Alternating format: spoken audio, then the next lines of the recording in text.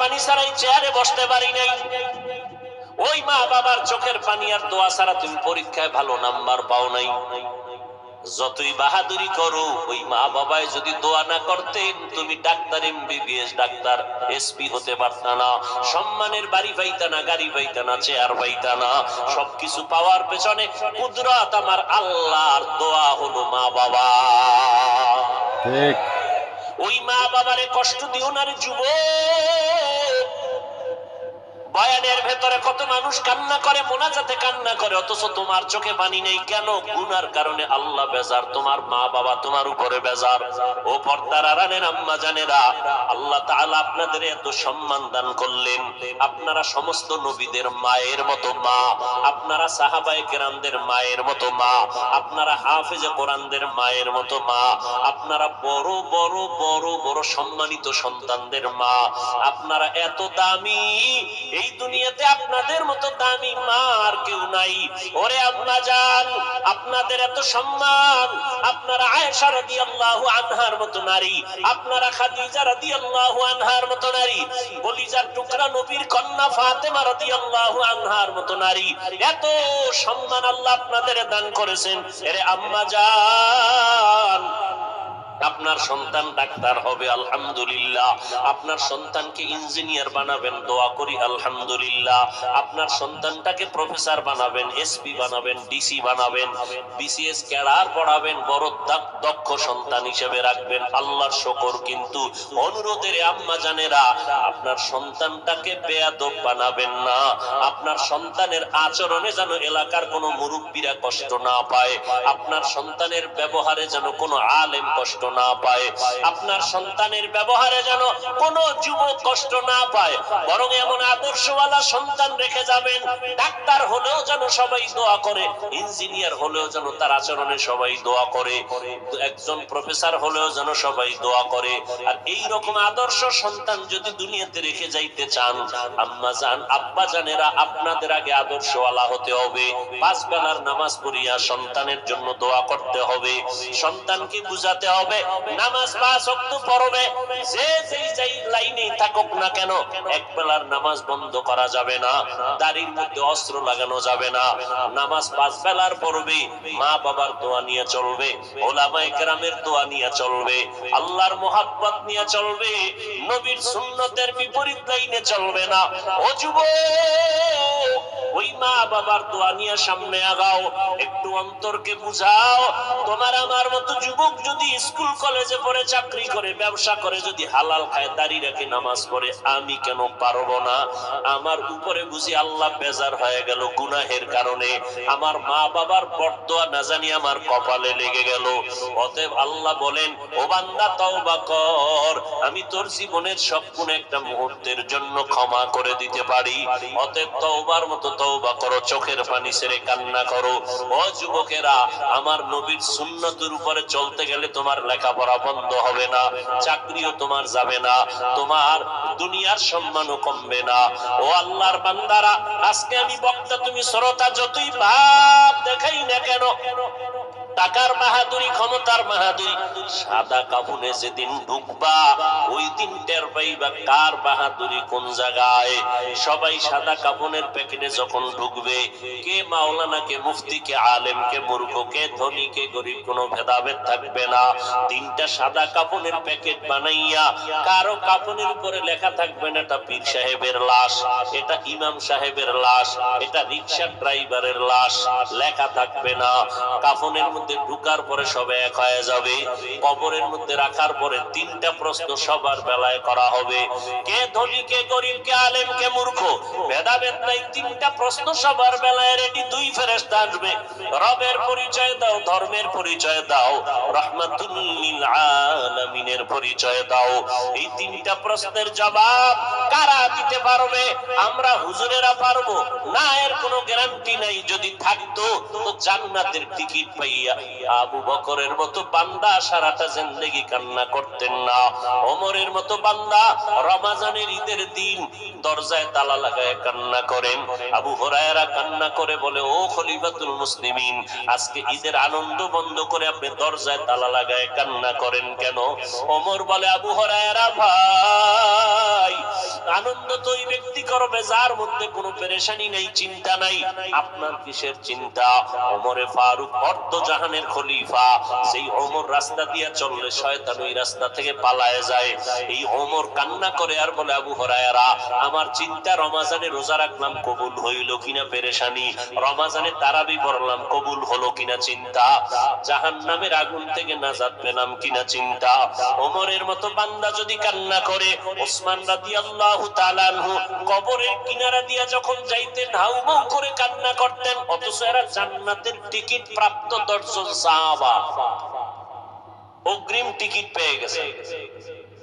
এরপর শুধু কান্নার আওয়াজ। হযরত আলী কাঁদতেছেন, আল্লাহর আদালতে কেমনে দাঁড়াবো? আবু বকর কাঁদতেছেন, আল্লাহর আদালতে কেমনে দাঁড়াবো? ওমর কাঁদতেছেন। এই চিন্তা যদি করেন তা আপনার আমার কি পরিমাণ কান্না করা দরকার।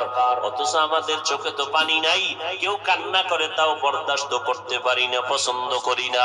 আল্লাহ কোরআনে বলেন, ফালিয়াযহাকু কালিলান ওয়ালিয়াবকু কাসীরা, তোমরা কম হাসো, বেশি বেশি কান্না করো। নবীজির স্পষ্ট হাদিস, ও উম্মতেরা, গাভীর ওলান থেকে দুধ বের করে ভেতরে ঢুকানো যেমন সম্ভব না, জাহান্নামের আযাবের ভয়ে যদি কান্না কেউ করে এক ফোঁটা চোখের পানি ছেড়ে দাও, ওই বান্দার উপরে জাহান্নামের আগুন আল্লাহ হারাম করে দিবেন এমন ভাবে আর কখনো তাকে জাহান্নামে দেওয়াটাও সম্ভব হবে না। ও আল্লাহর বান্দারা, পর্দার আড়ালের মা বোনেরা, ও বৃদ্ধ বাবাজি, ও যুবক ছাত্র ভাই, এখনো সময় আছে, তওবা করে নাও। গুনার কথা স্মরণ করিয়া, এই এলাকার তোমার আমার আপন কেউ জানে না আমি তুমি কত বড় অপরাধী, মাও জানে না, বাবাও জানে না, ভাই ব্রাদার বন্ধুরাও জানে না, একমাত্র আল্লাহ জানেন। ওই আল্লাহর কাছে যদি মনে মনে তওবা করো, আল্লাহ, মরিয়া গেলে যাব, হায়াতের মালিক আল্লাহ, ইজ্জতের মালিক আল্লাহ, মৌতের মালিক আল্লাহ, সম্মান দেয়ার মালিক আল্লাহ। অতএব আর নামাজ ছাড়বো না, বেপরদায় চলবো না, মা বাবারে কষ্ট দিব না, দাড়ি কাটবো না, ওলামায়ে কেরামদের সাথে বেয়াদবিমূলক আচরণ করব না। তওবা করার যদি খাঁটি নিয়ত থাকে, এখনো তওবা করতে পারো, নবীর সুন্নাত অনুযায়ী চলবো।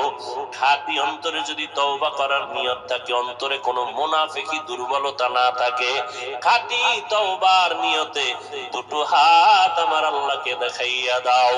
আয় আল্লাহ, হাতগুলো কবুল করে নেন, তওবা কবুল করে নেন, তওবার উপরে মজবুত হইয়া চলার মতো আমাদের তৌফিক দান করেন, আমিন।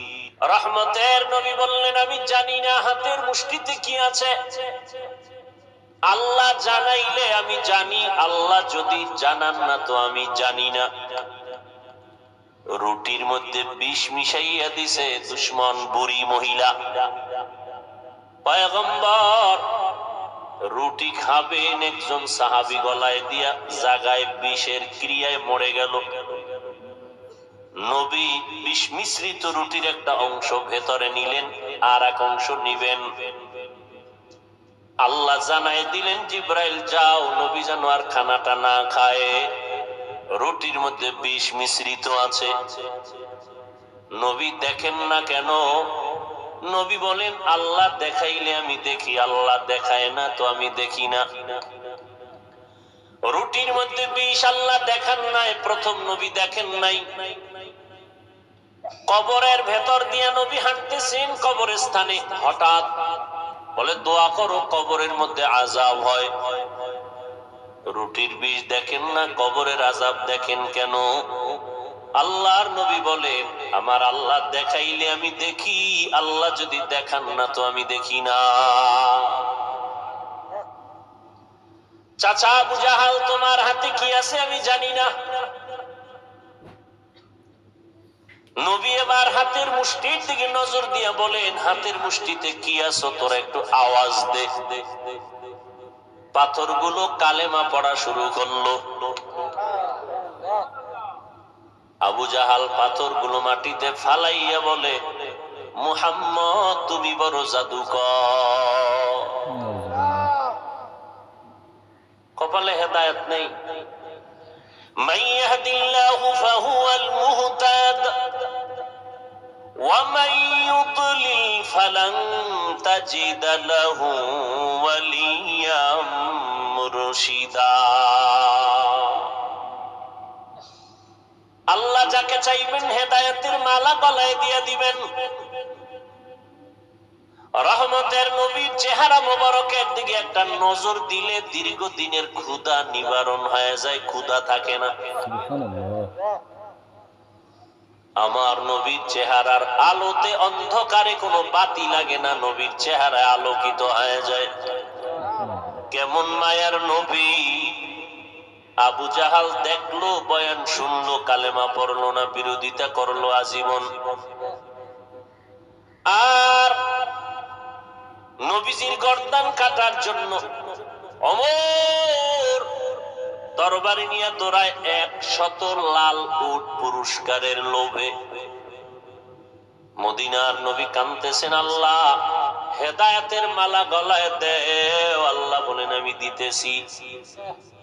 সেই ওমর গর্দান কাটতে গিয়া নিজের গর্দানটা পয়গম্বরের কাছে ঝুঁকাইয়া দিয়া বলে, নবী বেয়াদবি মাফ করবেন,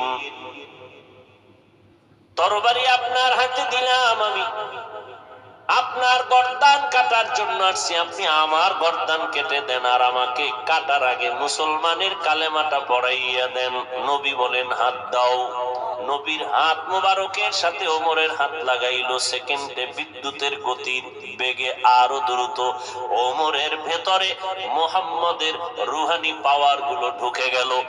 1 মিনিটে কালেমা পড়া তরবারি নিয়ে খোলাভাবে বাইতুল্লাহর হাতিমে দাঁড়াইলো। কাবার পাশে মাজা বরাবর একটা দেওয়াল আছে, দেখছেন? এটাকে হাতিমে কাবা বলা হয়। কাবার অংশ পুরাটাই ছিল বাইতুল্লাহ, পুরাটাই ঘর, পুরাটা। 13 বার এই বাইতুল্লাহকে পূর্ণ ভেঙ্গে নতুন করে তৈরি করা হয়েছে, 13 বার। এর মধ্যে নবীর বয়স যখন 30 বছর, তখন কুরাইশ বংশের লোকেরা চান্দা উঠাইয়া, টাকা উঠাইয়া বাইতুল্লাহকে পুনর্নির্মাণ করবেন। যেই পরিমাণ টাকা উঠছে পুরা দেওয়াল দেওয়া সম্ভব না। এই যতটুকু বাদ দেখতেছেন ঘরের পাশে, এতটুকু বাদ রাখলো। কাবার দরজা ছিল 2টা, এখন যেখানে দরজা আছে বাইতুল্লাহর ঠিক বরাবর ওই পাশে আরেকটা দরজা ছিল। কুরাইশ বংশের লিডারেরা সিদ্ধান্ত নিল, টাকায় যতটুকু হয় অতটুকু করে দাও, বাকিটা সীমানা দিয়া দাও। রাহমাতুল লিল আলামিনের 30 বছর বয়স। নবীর দিলের তামান্না পুরাটাই যদি হইতো, কারণ ইব্রাহিম নবী পুরাটাই তো বাইতুল্লাহ করলেন। মনের কথাটা ব্যক্ত করতে পারলেন না। ইন্তেকালের আগে আম্মা জান আয়েশা রাদিয়াল্লাহু আনহাকে বলে গেলেন, ও আয়েশা, আমার দিলের তামান্না একটা রয়ে গেল, বাইতুল্লাহর পুরনো সীমানায় ঘর দেওয়াল উঠানো গেল না। তোমারে বলে গেলাম, মনের একটু চাপা কষ্ট বললেও অন্তর একটু পাতলা হয়, ফ্রেশ হয়।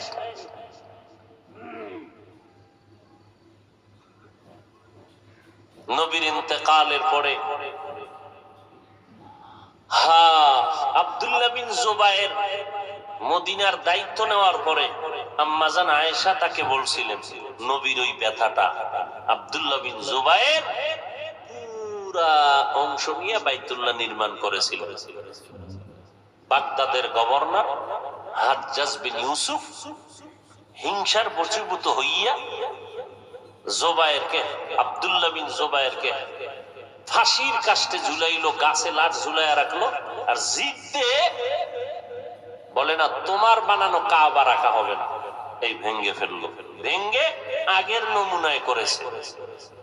এই বর্তমান কাবা হাজ্জাজ বিন ইউসুফের নির্মিত কাবা। এরপরে আর নতুন করে ভেঙ্গে কাবা হয় নাই, বাকি সংস্কার হয়েছে। অর্থাৎ কি কয় এটা, সংস্কার বুঝেন তো? মূল ভিত্তিটা ঠিক আছে, এটারে নতুন নতুন করছে, রং লাগাইছে, পাথর লাগাইছে, সবকিছু করেছে। ওমর হাতিমে কাবায় দাঁড়াইয়া তরবারি নিয়ে বলে, এই বেঈমানের দল, আমি 1 মিনিট আগে মুহাম্মদের দুশমন ছিলাম, এখন বন্ধু হয়ে গেছি। আয়, মুহাম্মদ এখন কালেমার দাওয়াত দিবে প্রকাশ্যে, গোপনে কোনো দাওয়াত নাই। কেউ যদি বিরুদ্ধে দাঁড়াও, কারো দরকার নাই, আমি ওমরের তরবারির সামনে দাঁড়াও, আমি ওমরের তরবারি তোমার জন্য ফয়সালা করে দিবি।